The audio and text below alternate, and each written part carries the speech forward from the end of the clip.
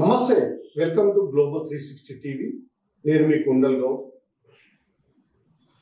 మరి ఉద్యోగుల్లో కెరియర్ చూసినట్లయితే వాళ్ళకు ఉండేటువంటి ప్రతిభ అంటే టాలెంట్, దాని మీదనే వాళ్ళ యొక్క ముఖ్యమైన పాత్ర ఆధారపడి ఉంటుంది. మరి నాయకత్వ లక్షణాలు ఉన్నటువంటి వాళ్ళు, నాయకత్వ స్థానాల్లో ఉన్నటువంటి వారికి మాత్రం ఇవి కీలకంగా మార్పును సూచిస్తాయి. ఎందుకంటే వాళ్ళకు ఉన్నటువంటి యాటిట్యూడ్, అంటే బాడీ లాంగ్వేజ్, వాళ్ళు మాట్లాడే భాష, ఆ పదాల తీరు, వాళ్ళు ఎంచుకునేటువంటి ఎంపిక, అంటే వాళ్ళ టైమింగ్స్ అంటే సమయ పాలన లాంటి సాధారణ విషయాలే అసాధారణ ప్రభావం చూపుతాయి. ఎందుకంటే యాజమాన్యంతో వాళ్ళకు ఉన్నటువంటి ఉద్యోగస్తులైనటువంటి సత్సంబాలు ఏదైతే ఉంటాయో అవి వాళ్ళ యొక్క కెరియర్ను మెరుగుపరిచే విధంగా ఉంటాయి. కాబట్టి ఖచ్చితంగా ఈ యొక్క ఎంప్లాయీస్లో కావచ్చు, ఈ యొక్క నాయకుల్లో కానీ ఈ ఉండేటువంటి క్రైటీరియా ఖచ్చితంగా మనం నిర్మించుకోవాల్సినటువంటి సందర్భం ఉంటుంది. ఎందుకంటే 10 మందిలో మీరే ప్రత్యేకంగా ఉండాలనేటువంటి మనస్తత్వం ప్రతి ఒక్కరికి ఉంటుంది. మరి ప్రత్యేకంగా మనకు కనిపించాలంటే మనకు ఉండేటువంటి యాటిట్యూడ్, మన బాడీ లాంగ్వేజ్, మన వే ఆఫ్ టాకింగ్, మన బిహేవియర్ ఎలా ఉండాలనేది మనం ప్రామాణికంగా తీసుకుంటే అది మనల్ని ఐడెంటిఫై చేసేలాగా 10 మందిలో ఫలానా అని చూసే విధంగా మనకు ఒక ఐడెంటిటీ తీసుకొచ్చే విధంగా ఉంటుంది. కాబట్టి మరి ఇలాంటి మనస్తత్వం ఉండాలంటే దాన్ని ప్రత్యేకంగా మరి 10 మందిలో మనకు వచ్చేటువంటి గుర్తింపు రావాలంటే మరి దీన్ని ఇట్లా నిర్మించుకునే విధంగా ఉంటేనే తప్ప రాదనేటువంటిది మరి సైకాలజిస్టులు చెప్తున్నటువంటి సలహా. మరి మనకు తెలియకపోతే సలహాలు తీసుకొని ఆ విధంగా కెరియర్లో ఉంటే మనము మెప్పు పొందేటువంటి అవకాశం ఉంటుంది. కాబట్టి దీనికి ఇంకా ముఖ్యంగా నిశ్శబ్దం చాలా ఇంపార్టెంట్. అంటే సైలెన్స్ అనేది అది ఎంత భయంకరంగా ఉంటుంది అంటే 2 రకాలుగా ఉంటుంది. ఈ నిశ్శబ్దం అనేది అదొక విప్లవం లాంటిది. అంటే కొంతమంది చాలా సైలెన్స్గా ఉంటారు. వాళ్ళు వేసేటువంటి ప్లాన్, వాళ్ళు ఇచ్చేటువంటి మరి మూమెంట్ చాలా అద్భుతంగా ఉండొచ్చు, భయంకరంగా ఉండొచ్చు. అంటే సైలెన్స్లో దాగి ఉన్నటువంటి శక్తి ఒక అద్భుతమైనటువంటి శక్తి, అదొక ఆయుధం. Silence means that is one of the weapon. అంటే అదొక ఆయుధంగా మనలో దాగి ఉంటుంది.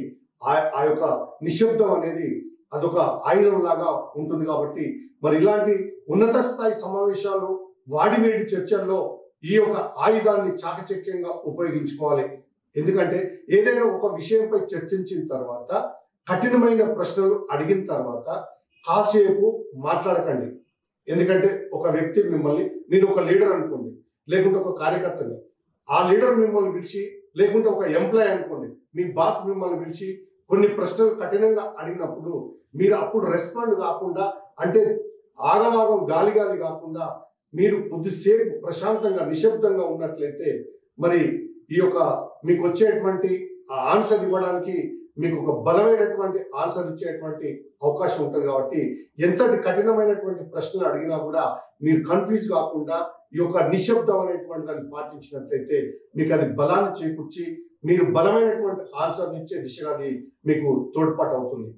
ఎందుకంటే ఇక్కడ కూడా ఈ విషయాలను ఎందుకు చెప్తున్నాం అంటే, ఈ వ్యవస్థలో ఎంప్లాయీస్, బాస్, ఇక్కడ లీడర్స్, కార్యకర్తలు, అంటే వీళ్ళకు మధ్యన ఉండేటువంటి రిలేషన్స్ అనేటివి మనము వాళ్ళకు దగ్గర కావాలంటే, మనం కూడా ఒక ఫ్యామిలీ మెంబర్గా ఆ కంపెనీలో మన భాగస్వామ్యం కావాలనుకున్నప్పుడు ఖచ్చితంగా మనం కొన్ని కొలతలతోటి, అంటే కొలతలు అంటే దట్ మీన్స్ మనకు ఉండేటువంటి మన యాటిట్యూడ్, మన భాష, ఇప్పుడు చెప్పుకున్నటువంటి అన్నీ కూడా మనం అక్కడ వాటిని పాటించినట్లయితే మనం ఎదిగేటువంటి అవకాశం ఉంటుంది. మనం ఒక ప్రత్యేకమైన వ్యక్తిగా గుర్తింపు వచ్చేటువంటి అవకాశం కూడా ఉంటుంది. కాబట్టి మరి ఎదుటివారి శరీర భాషను అనుకరించడం ఒక కళే. అంటే చాలా మంది ఒకరిలాగా ఉండాలి అంటే వాళ్ళకి ఎందుకు ఐడెంటిటీ వచ్చింది? ఇప్పుడు బ్రహ్మానందం ఒక సెలబ్రిటీ, అంటే ఆయనకున్న టాలెంట్ ఏంది? ఆయనే ఒక నవరసాలు చూపిస్తాడు. అంటే ఆయన నవ్వడము, ఏడవడము, సీరియస్ కావడము, రకరకాలుగా. అంటే మనము అనుకరించడం కూడా కాదు. ఇప్పుడు బ్రహ్మానందం లాగా చాలా మంది ఇమిటేట్ చేస్తుంటారు. ఎన్టీ రామారావు లాగా, జూనియర్ ఎన్టీఆర్ లాగా.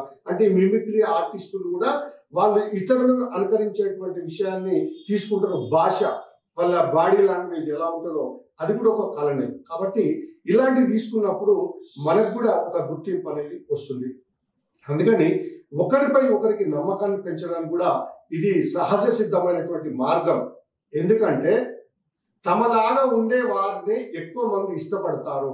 ఫర్ ఎగ్జాంపుల్, మనం ఒక బాస్ దగ్గర పనిచేస్తున్నప్పుడు ఆ బాస్కు ఉండేటువంటి యాటిట్యూడ్, ఆయనకు ఉండే కోపంగా ఉంటుందా, లేకుంటే చాలా సైలెంట్గా నిశ్శబ్దంగా ఉంటుందా, లేకుంటే ఇంకా వేరే రకరకాలుగా ఉంటారు. ఒక్కొక్కరు యాటిట్యూడ్ ఒక తీరు ఉండదు. అయితే అతను ఏం కోరుకుంటాడంటే నాలాగానే ఉండాలని కోరుకుంటాడు. అతను కూడా ఒక లీడర్ కూడా ఇంకో కార్యకర్త కానీ ఆయన అభిమానులు కానీ ఆయనలాగా ఉండడానికి ఇష్టపడతారు వాళ్ళు. కాబట్టి వాళ్ళ మనోభావాలకు తగ్గట్టుగా, వాళ్ళ బాడీ లాంగ్వేజ్ వాళ్ళకు తగ్గట్టుగా, వాళ్ళ కాపీ కొడితే మనం వాళ్ళకు ఉన్నట్టు ఉంటే వాళ్ళు మనకి ఎక్కువ బంధం అనేది ఎక్కువ బలపడేటువంటి అవకాశం ఉంటుంది. లేకుంటే ఏంటంటే నేను ఒకటి ఉంటే ఎదుటివాడు ఒక తీరు ఉన్నాడు కదా, వీడికి నాకు మ్యాచ్ కాదనేటువంటి సందర్భంలో మనకు గ్యాప్ వచ్చేటువంటి అవకాశం ఉంటుంది. కాబట్టి మనం పనిచేసేటువంటి ప్రాంతంలో, ఆ కంపెనీలో కావచ్చు, ఒక ఆఫీస్లో కావచ్చు, ఒక వ్యవస్థలో కావచ్చు, మనం వాళ్ళని అనుకరించేలాగా ఉన్నప్పుడు ఇంకెక్కువ దగ్గరగా అయ్యేటువంటి అవకాశాలు ఎక్కువగా ఉంటాయి. దాంతోపాటు మనం ఏమవుతామంటే ప్రేమానురాగాలతోటి, మమతానురాగాలతోటి వాళ్ళతోటి ఎక్కువ జర్నీ ప్రశాంతంగా మెలిగేటువంటి అవకాశాలు ఎక్కువగా ఉంటాయి. కాబట్టి మరి ఈ యొక్క నిర్ణయాత్మకమైనటువంటి స్థానంలో ఉన్నారా ఎవరైనా ఉంటే మాత్రం మరి అలాంటి వాటిని మనం అవలంబించి అలాంటి ఛాయిసెస్ తీసుకొని వాళ్ళ దగ్గర మనం పనిచేసినట్టయితే మనం మెప్పు పొందేటువంటి అవకాశం ఉంటుంది. వాళ్ళ దగ్గర గ్రేట్ అనిపించుకునేటువంటి అవకాశం ఉంటుంది. కాబట్టి మరి చాలా మంది ఇష్టపడరు.